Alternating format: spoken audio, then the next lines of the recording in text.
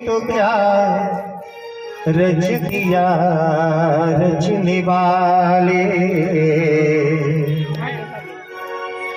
करम हो किसी का, करम हो किसी का, सर किसके डाले, रचा भी तो क्या रच दिया रचने वाले, रचा भी तो क्या रच दिया रचने वाले, रचा भी तो क्या रच दिया रचने वाले, करम हो किसी का, करम हो किसी का, सर किसके रचा भी तो क्या रच दिया रचने वाले, रचा भी तो क्या रच दिया रचने वाले, रचा भी तो क्या रच दिया रचने वाले। ये जो घटना की जो कथा आपको भी बताई, ये सतयुग की है। ये गलती सतयुग में की गई। अश्वमेघ का इंद्र ने चुराया, कपिल मुनि ने सगर को भस्म बनाया, कपिल मुनि ने सगर को भस्म बनाया, कपिल मुनि ने सगर को गलती किया इंद्र ने और सजा मिली राजा सगर के 60,000 पुत्रों को। इसीलिए कहना पड़ा अश्वमेघ का इंद्र ने चुराया, कपिल मुनि ने सगर को भस्म बनाया, कपिल मुनि ने सगर को भस्म बनाया, कपिल मुनि ने सगर को है करनी किसी की, है करनी किसी किसी के हवाले, रचा भी तो क्या रच दिया रचने वाले, रचा भी तो क्या रच दिया रचने वाले, रचा भी तो क्या रच दिया रचने वाले। ये तो सतयुग की बात हो गई। सतयुग के बाद कौन सा युग आता है, जरा बताइए आप लोग। इधर से बैठ जाओ भैया, बैठ जाओ। सतयुग के बाद कौन सा युग आता है, आप लोग बताइए। द्वापर आता है। द्वापर कौन कह रहा है?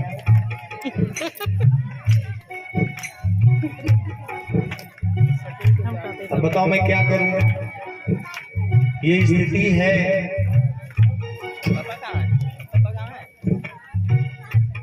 हम 4 युगों के नाम नहीं जानते, 4 वेदों के नाम नहीं जानते, अपने 5 प्रमुख देवी देवताओं के नाम नहीं जानते, तो किस मुंह से कहेंगे हम सनातन? आपकी बारी आएगी बेटा, अभी बारी आएगी। द्वापर भगवान कृष्ण ने किस मुंह से हम कहेंगे हम सनातनी हैं? और अगर आप नहीं जानते तो आने वाली पीढ़ी, उसका भविष्य आपने ईसाई मिशनरियों के हाथ पहले से सौंप रखा है। कॉन्वेंट स्कूल, पब्लिक स्कूल, वहाँ ये सब शिक्षा संस्कार नहीं है।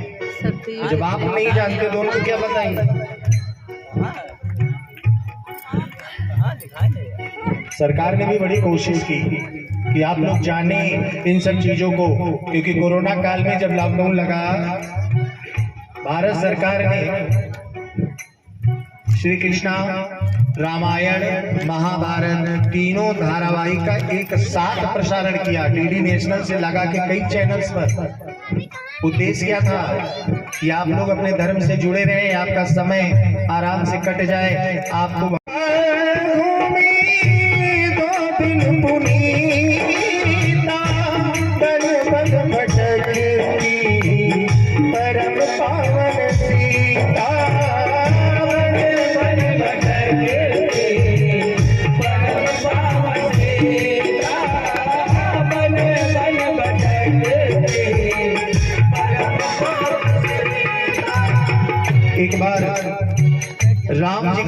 दरबार में पिंगला नाम की एक नर्तकी नृत्य कर रही थी, नाच रही थी।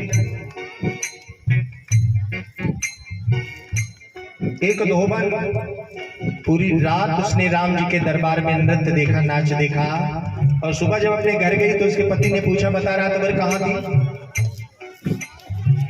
उस धोबन ने कहा कि मैं रात भर राम जी के दरबार में नृत्य देख रही थी, नाच देख रही थी। उस धोबी ने कहा, चली जा मेरे घर से, मैं राम नहीं हूँ। जो 14 वर्ष सीता अलग रही है, इसके बाद नहीं अपना लिया, तो एक रात मेरे साथ नहीं रही है, मैं तुझे नहीं अपना सकता। ये बात पूरी अयोध्या में फैल गई।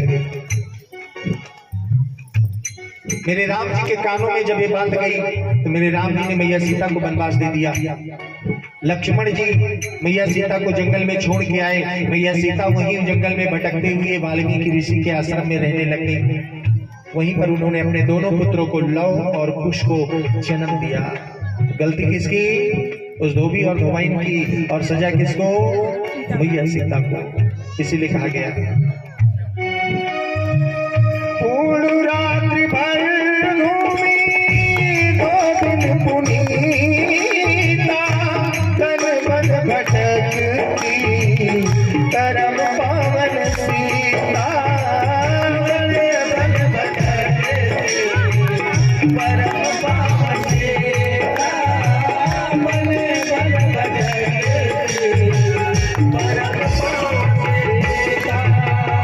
करम भटक कर हुई, मन में भटक कर हुई, ऋषि के हवाले, रचा भी तो क्या रच दिया, रचने वाले, रचा भी तो क्या रच दिया, रचने वाले, रचा भी तो क्या रच दिया, त्रेता युग हो गया। त्रेता के बाद कौन सा युग आता है? विदर्भ वाले बताए, पीछे वाले बताए।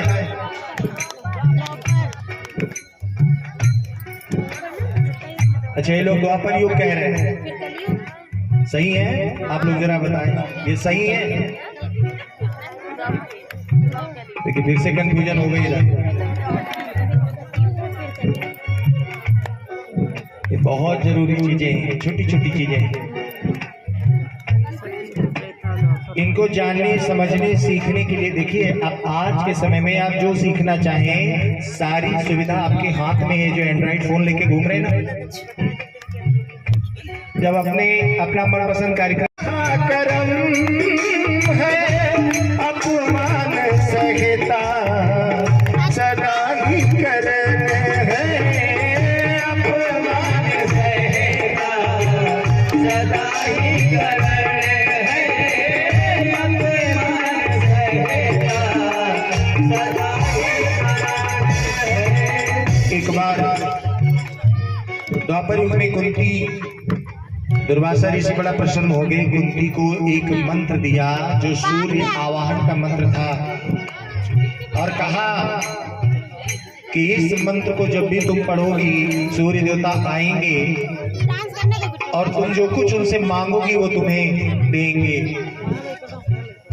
कुंती ने उस मंत्र को आजमाने के लिए एक दिन मंत्र पढ़ा, सूर्य देवता आ गए।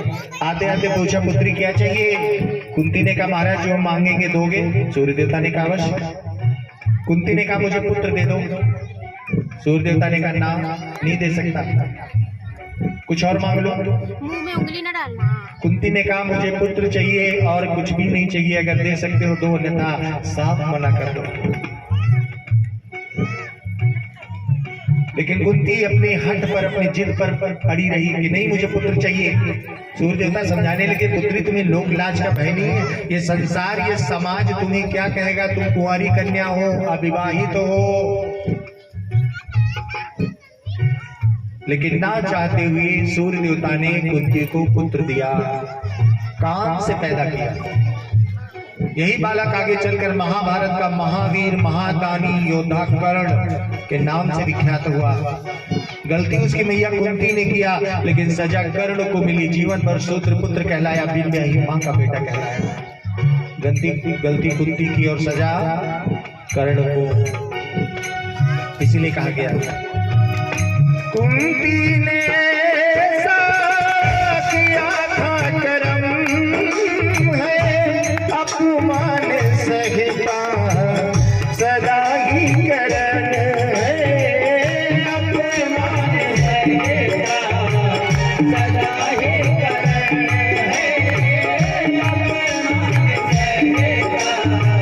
सदा ही क्यों दाग पावन दामन में डाले, रचा भी तो क्या रच दिया रचने वाले, रचा भी तो क्या रच दिया रचने वाले, रचा भी तो क्या रच दिया रचने वाले। अब द्वापर के बाद कौन सा युग आता है जी? द्वापर के बाद कौन सा युग आता है?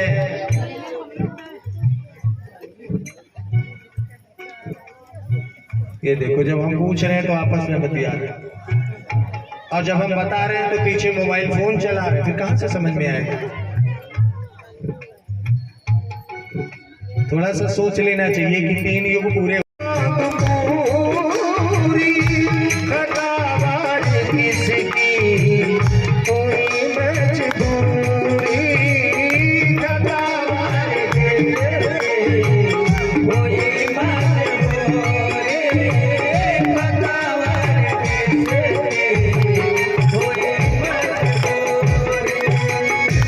माता पिता अपने बेटी का विवाह करके ससुराल भेज देते हैं, विदा कर देते हैं, लेकिन ससुराल में जो दहेज के लोभी हैं,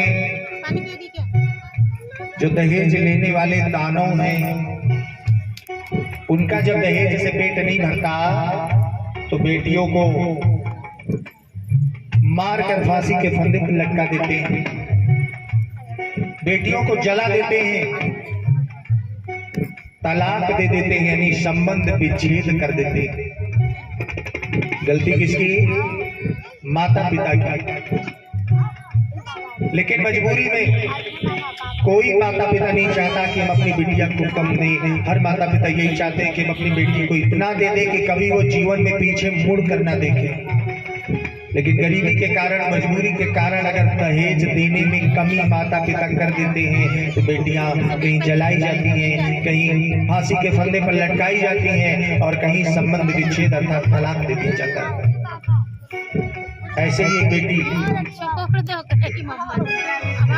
उसके ससुराल में दहेज के लिए उसके पति, उसके ससुर, उसकी सास, उसकी ननद ने खूब मारा। मारने के बाद उसका पति उसके ऊपर मिट्टी का तेल डाल देता है। जलाने जा रहा था कि किसी तरह से भाग कर उस बेटी ने अपने प्राण बचाए। भाग कर आई, मायके आ गई, अपने बाबूजी के, अपने पिताजी के गले से लिपट गई, रोने लग गई और कहने लगी, ओ बाबूजी मेरे सास ससुर ने किया कमरे में बंद। अपने बाबूजी से, अपने पिताजी से कह रही वो बेटी, ओ बाबूजी मेरे सास ससुर ने किया कमरे में बंद, मिट्टी का तेल है लेकर आई मेरी छोटी नंद, हाथ में दिया सलाई पिया ने आग लगाई।